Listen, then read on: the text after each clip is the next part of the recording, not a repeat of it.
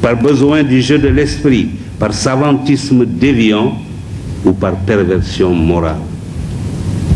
Mais pour nous, Sénégalais, qui avons une longue tradition dualiste de la vie et des comportements des hommes, nous n'avons pas besoin de chercher longtemps pour savoir ce qui est bien et pour trouver le chemin qui y mène. C'est en effet un chemin sur lequel nous ont précédé dans ce pays des générations et des générations d'hommes que l'on appelle justement hommes de bien. À force de le suivre, ils ont transformé ce chemin en tradition dont ils nous proposent l'adoption. Certains de ces hommes, ils ne sont pas nombreux, sont encore vivants. La décence m'oblige à taire leur nom. D'autres nombreux nous ont quittés. Je cite parmi eux Cheikh Omar Foutiyou, Cheikh Ahmadou Bamba Khadimou Rassoul, El Hadji Malick Sy, mon guide Serigne Abdoul Aziz Sy, radiallahu anhu,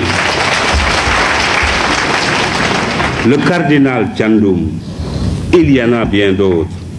Ils font que le Sénégal est une terre de foi, une terre bénite. Ils nous ont appris, non pas par de simples paroles, mais par des actes de leur vie, ce qu'est le bien. Grâce à eux, nous savons parfaitement ce qui est bien en famille, ce qui est bien dans la rue, à l'université, dans les ateliers et les bureaux, dans la pensée et l'action, qu'elle soit politique ou autre. Nous savons que le travailleur doit travailler, l'étudiant étudier, l'enseignant enseigner, bien sûr, mais tous sous le contrôle de l'éthique, c'est-à-dire bien. Malheureusement, il arrive très souvent que nous empruntions un autre chemin que celui que nos anciens avaient choisi. Eux avaient choisi le chemin de la foi, de la dignité, de l'honneur, du courage, de l'honnêteté, de l'humilité, de la tempérance, de la droiture, du respect d'autrui et du bien commun, du travail, de l'endurance et de l'amour de la nation. C'est certainement à leur présence spirituelle parmi nous, à leur prière et à leurs bienfaits, que Dieu nous épargne les malheurs qui s'abattent autour de nous de par le monde. Ils nous ont indiqué ce que doit être et nous savons très bien ce qui est éthique aujourd'hui. Mais nous nous en éloignons comme s'il s'agissait d'un principe qui n'a plus cours dans une société éminemment matérialiste, dominée par le seul souci de l'intérêt personnel, de l'enrichissement et de l'accumulation. Le choix éthique des Sénégalais. Le 12 novembre dernier, je me trouvais avec mon épouse à Roissy, en train d'attendre mes bagages. Il y avait à côté de moi quelqu'un, un professeur de l'école normale supérieure. Il attendait aussi des bagages. Il s'est présenté à moi et sans entrer en matière, il m'a dit: vous savez, Président, les Sénégalais n'ont retenu que certaines choses de ce que vous aviez dit en 1981 en installant Abdou Diouf. Ils n'ont pas retenu l'essentiel. Il m'a cité des passages de mon discours que moi-même j'avais oubliés. J'étais émerveillé. En le quittant, je me suis dit, au fond, ce professeur a raison. J'ai tendance à transpirer, ce n'est pas parce que je suis sur ma copie, c'est une nature.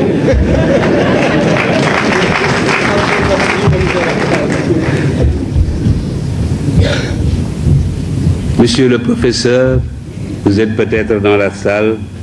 Je me suis rendu compte après réflexion que vous avez raison. Je vais donc me répéter.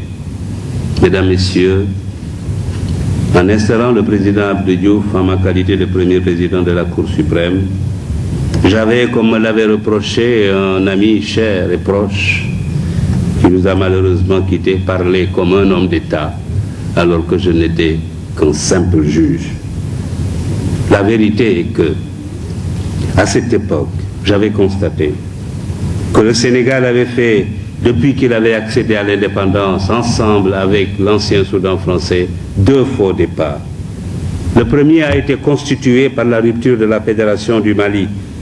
Je regretterai cette rupture toute ma vie, surtout aujourd'hui, où chacun est convaincu que la principale erreur dans ce continent est d'avoir accepté de le diviser en micro-États, livrés face à nos maîtres d'hier, à la fatale loi de la division qui amoindrit et affaiblit ce qu'elle divise.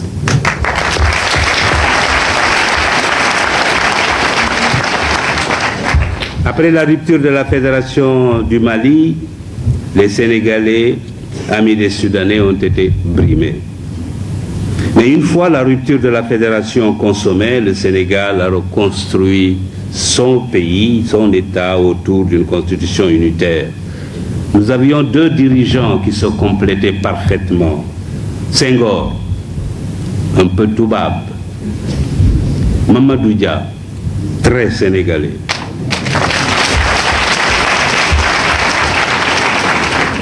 J'avais le sentiment très net qu'il nous menait droit vers l'unité nationale, le développement économique et la prospérité en empruntant à l'Occident et à l'Afrique ce qui est bien, mais seulement ce qui est bien. Hélas, le 17 décembre 1962, ils se sont brutalement séparés. Avec eux, notre pays a été divisé en deux, les amis de Mamadou Dia et les autres.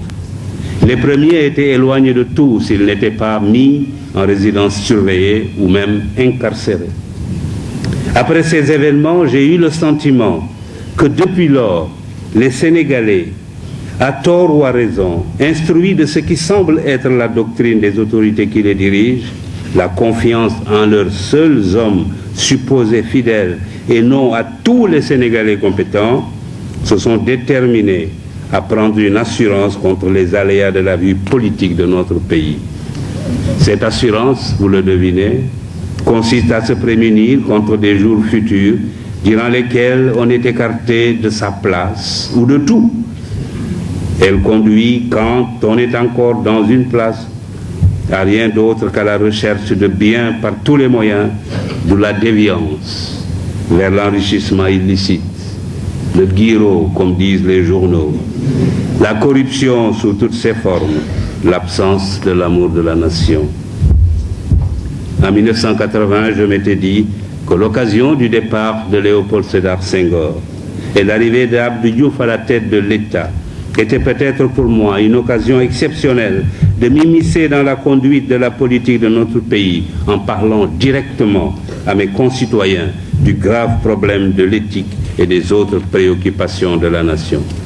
Comme me l'a rappelé mon voisin du tapis roulant de Roissy, de ce que j'avais dit à l'époque, beaucoup de Sénégalais n'ont retenu qu'une formule brève et lapidaire: les Sénégalais sont fatigués. Il m'a dit, et il a raison, que j'avais bel et bien dit autre chose. En effet, j'avais notamment affirmé que l'essentiel, c'est de sortir de cette situation avec dignité, en sauvegardant l'intégrité de notre territoire, l'indépendance de notre pays, les conquêtes démocratiques de notre peuple et l'intangibilité de notre constitution. Cela ne peut être l'affaire d'un seul homme, ni même l'affaire d'un seul parti. C'est le devoir de tous les Sénégalais de faire preuve de maturité pour garder notre pays de l'aventure et assurer son développement harmonieux selon notre propre formule de vie. Il faut que chacun de nous enterre ses ambitions personnelles et oublie les vieilles querelles pour se ceindre les reins comme un vaillant homme au nom de l'intérêt exclusif de la nation. L'objectif permanent devra être la consolidation de la démocratie, qui ne laissera plus le moindre doute sur la sincérité des résultats des suffrages. Il faut aussi que gouvernants et gouvernés, membres ou non des partis politiques, acceptent sans arrière-pensée le principe de l'alternance à la tête des affaires de l'État.